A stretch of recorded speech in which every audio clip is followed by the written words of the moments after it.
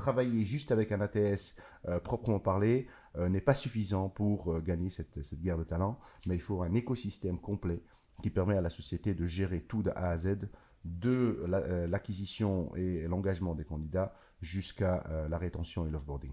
Bonjour et bienvenue sur le Mouton à 5 pattes, le podcast qui vous présente le recrutement sous forme de rencontres, d'histoires insolites et d'interventions d'experts. Le Mouton à 5 pattes, animé par moi-même, Stéphanie Renier, cofondatrice de Gentis Recrutement, s'adresse aux recruteurs, aux candidats à la recherche d'un emploi, ainsi qu'à toutes les personnes évoluant dans le monde des ressources humaines, ou encore aux managers qui rencontrent des difficultés à trouver leur mouton à 5 pattes.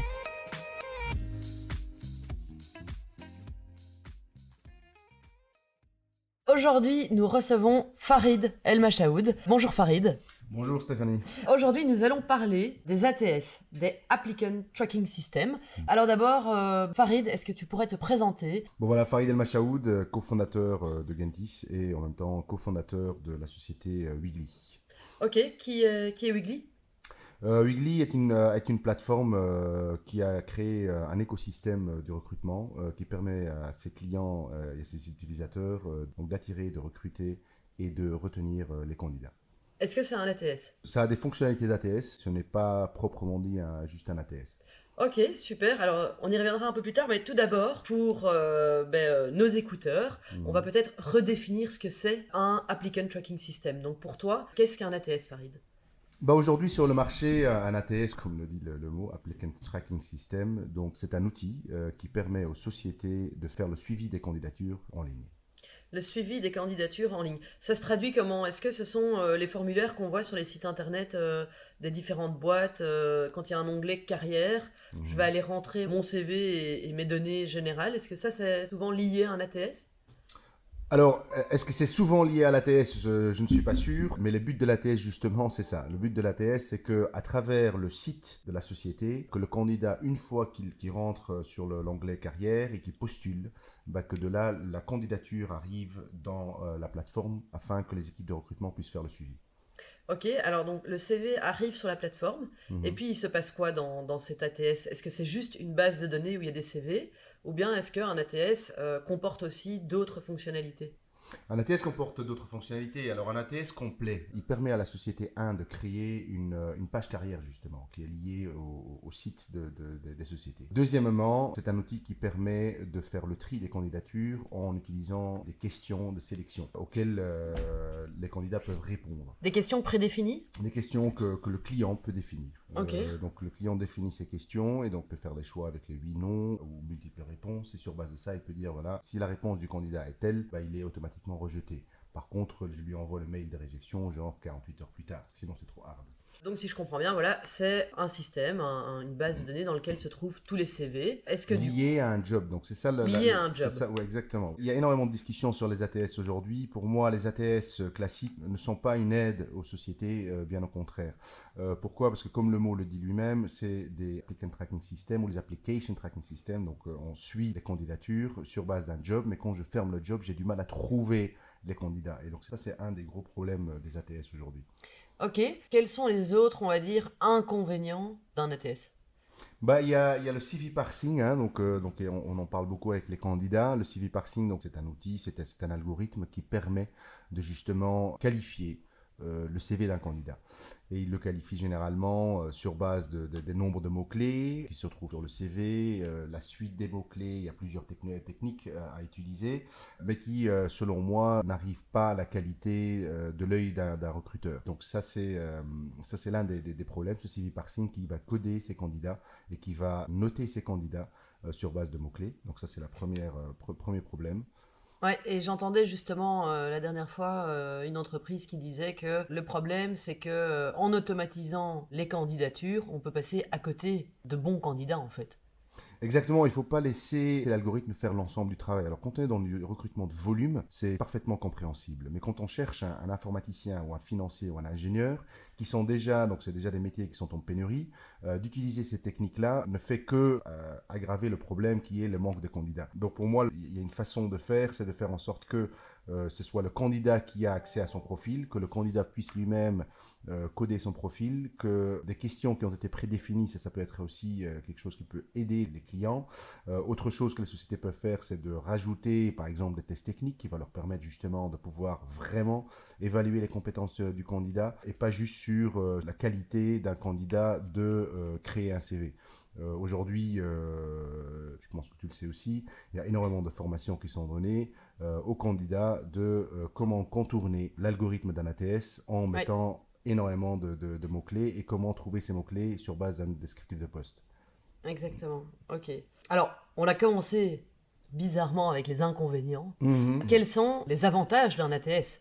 Pourquoi est-ce que malgré tout... C'est quoi les chiffres ? Combien de boîtes utilisent les ATS de manière générale ? À peu près 60% des grandes structures l'utilisent, 40% ne l'utilisent pas, et dans les PME, c'est encore moins. Donc les PME, on va trouver encore cette utilisation de formulaires. Donc c'est pas encore du tout généralisé, quoi. C'est pas encore généralisé, mais post-Covid oblige, énormément de sociétés se rendent compte de la nécessité d'utiliser un outil qui va leur permettre de faire le suivi des candidats. Déjà pour une simple raison, la première, c'est je dois pouvoir répondre à l'ensemble des personnes qui ont candidaté chez moi au sein de ma société pour mon employer brand. Et donc du coup, oui, quels sont les avantages d'un ATS ? Les avantages, d'abord, c'est justement, comme je disais, pouvoir répondre à l'ensemble des candidats, que ce soit d'une réponse positive ou négative. Ça, c'est un. Deux, pour ceux qui sont pour les ATS performants, ce sera la collaboration entre les équipes internes recrutement et les clients internes, qui sont donc les managers qui recrutent. Donc ça peut être un outil collaboratif. C'est un outil aussi dans le cadre du GDPR de pouvoir faire le suivi et de savoir, ok, ce candidat, depuis combien de temps il est au sein de ma base de données, c'est quand la dernière fois que je l'ai contacté, etc. Est-ce que je peux le conserver ou je ne peux pas le conserver? Donc il ne faut pas oublier cet aspect qui est très très important, le GDPR, le RGPD. Un autre aspect, c'est faire en sorte que les processus soient des processus sans biais, que les processus sont les mêmes pour tout le monde. Autre chose, c'est pouvoir, ça peut être un outil d'analyse pour les responsables RH ou les responsables talent acquisition, savoir quelles sont les annonces qui fonctionnent le mieux, quelles sont les annonces qui fonctionnent moins bien, quel est le retour de marché, quels sont le nombre de candidats que nous recevons, donc connaître les ratios et la qualité du travail de mes recruteurs en interne. Donc ça, c'est aussi un avantage. Donc il y a énormément d'avantages d'utilisation d'un ATS. J'ai rajouté des points qui font pas partie d'un ATS classique, mais comme je disais, pour les ATS modernes et performants, normalement, c'est un écosystème qui est créé. Donc ça me permet de lancer mes jobs, ça me permet de faire le suivi des candidatures. Lancer mes jobs sur les job boards, c'est ça, sur les sites d'offres d'emploi. Voilà, le multiposting directement depuis mon ATS, donc ça c'est un. Deux, gérer l'ensemble des réponses que je reçois de ces annonces. Troisièmement, un outil collaboratif où je peux travailler avec l'ensemble des parties prenantes au sein de ma structure. Quatrièmement, c'est pouvoir créer des viviers de talents que je peux utiliser, activer et rechercher là-dedans quand j'ai un besoin dans le futur. Ça me permet aussi, normalement, de ce vivier de talents, c'est de créer un engagement avec l'ensemble de ces candidats qui ont montré un engagement vis-à-vis de ma marque, et donc de pouvoir travailler avec eux par la suite. C'est aussi travailler avec mes fournisseurs, donc ils sont savoir qu'on travaille aussi avec des cabinets de recrutement. Donc si je travaille avec des cabinets de recrutement, de pouvoir faire le suivi, de savoir qui a présenté le candidat, qui n'a pas présenté le candidat. Donc comme je disais, c'est un écosystème. Donc aujourd'hui, travailler juste avec un ATS proprement parlé n'est pas suffisant pour gagner cette guerre de talent, mais il faut un écosystème complet qui permet à la société de gérer tout de A à Z, de l'acquisition et l'engagement des candidats jusqu'à la rétention et l'offboarding. Oui, un écosystème tel que Weagly, du coup.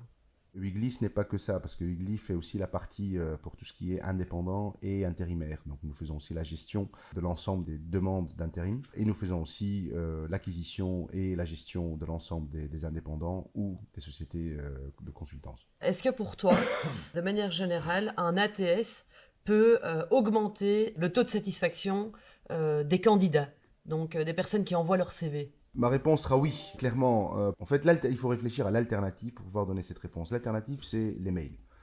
J'envoie ma candidature, ça arrive dans un inbox, c'est traité, c'est pas traité. Alors l'avantage au moins avec un ATS, c'est je reçois une réponse. La première chose, c'est que déjà je reçois une confirmation de candidature qui est bien évidemment automatique. Certains candidats n'aiment pas trop, mais au moins il y a déjà ça. Donc, ma candidature est arrivée. Ensuite, je peux faire le suivi de ma candidature. Donc, certains ATS, ça reste toujours une minorité, mais comme Weekly, donc on donne la possibilité au candidat de faire le suivi de sa candidature, il voit l'évolution, où est-ce qu'elle se trouve au sein du processus. Donc ça lui permet d'avoir au moins cette visibilité, et c'est ça la frustration des candidats. La plus grande frustration, c'est de ne pas savoir ce qui se passe. Donc oui, ça peut aider à améliorer la satisfaction du candidat. Ok. Merci Farid. J'ai une dernière question pour toi. D'un point de vue technique, ça prend combien de temps de mettre en place un ATS ? Alors, ça dépend d'une structure à l'autre. Donc, pour nous, le setup maximal pour une grande multinationale présente sur multiples pays, multiples continents, différentes langues, différents processus de validation, ça monte jusqu'à 6 semaines. Pour une PME, en 10 jours, c'est fait. Ok, donc c'est pas quelque chose de très lourd à mettre en place. N'importe quelle boîte pourrait le mettre en place assez facilement. En tout cas, là, je parle pour nous. Donc, dans notre cas, on a fait le développement nécessaire pour que ce soit comme ça. Donc, que le setup et la configuration soient faisables d'une manière rapide et facile. Eh bien, génial. Merci pour toutes ces informations concernant les ATS. Merci beaucoup, Stéphane. Farid. Et bonne journée à tous. Bonne journée. Au revoir. Au revoir. Merci de nous avoir suivis jusqu'à maintenant. Nous espérons que cet épisode vous a plu. Si c'est le cas, n'hésitez pas à nous soutenir en vous abonnant, en partageant notre contenu et en nous laissant 5 étoiles sur votre plateforme d'écoute préférée. Pensez aussi à nous suivre sur nos réseaux sociaux afin de vous tenir au courant des dernières actualités du Mouton à 5 pattes. Merci beaucoup et à bientôt pour un nouvel épisode.